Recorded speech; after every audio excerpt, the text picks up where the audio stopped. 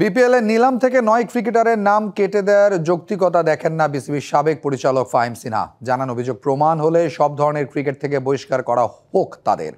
এছাড়া নারী ক্রিকেট নিয়ে চলমান নোংরামির সমাধান চান ক্রিকেট বোর্ডের সাবেক কর্তারা।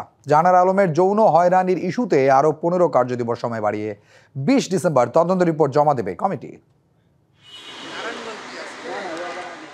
তামিম ইকবাল একবার বলেছিলেন, এদেশের ক্রিকেট বোর্ডে ক্রিকেট বাদে বাকি সব কিছুই হয়। এখনকার পরিস্থিতিতে যে কেউ তাই মনে করবে এবং বিশ্বাসও করবে।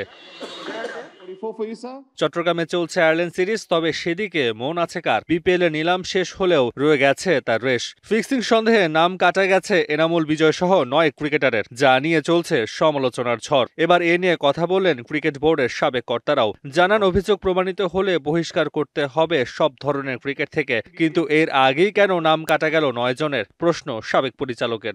এটা একেবারে একটা ইলজিক্যাল ব্যাপার।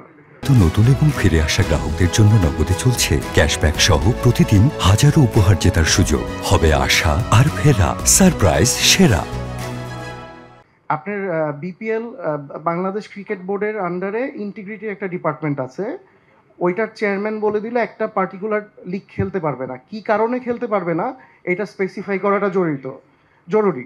অ্যাকচুয়ালি কোনো প্রমাণ থাকে যে ওরা কোনো অন্যায় করেছে, তাহলে সব লিগ থেকে তাদেরকে বাদ দিয়ে দেওয়া উচিত। বিপিএল এর আগে আলোচনার কেন্দ্রে ছিল নারী ক্রিকেটে যৌন হয়রানির ইস্যু। তা নিয়েও সরব লিগ বর্জন করা ক্লাব সংগঠকরা। কিছু হয় না, তাদেরকে কিভাবে অপমান করেছে, লজ্জিত করেছে। পুরা জাতি কিন্তু লজ্জায় লজ্জা পেয়েছে তাদের অ্যাক্টিভিটিজ। এইটা ধামাচাপা দেওয়ার জন্য বর্তমান যে বোর্ড প্রেসিডেন্ট, উনি কেন চেষ্টা করলেন, এটা আমাদের কাছে জাতির কাছে প্রশ্ন। যারা ধামাচাপা দেওয়ার চেষ্টা করেছে তারাও এটার সাথে জড়িত আছে। বিসিবি শান্ত হবে কবে তা নিয়ে যেন প্রশ্ন ক্রিকেট ভক্তদের। নানা সমস্যায় জর্জরিত দেশের ক্রিকেটের নিয়ন্ত্রক সংস্থা কি আবারও মনোযোগী হবে মাঠের খেলায়, নাকি এভাবেই চলবে সব? Taswar Nafi, DBC news, Dhaka.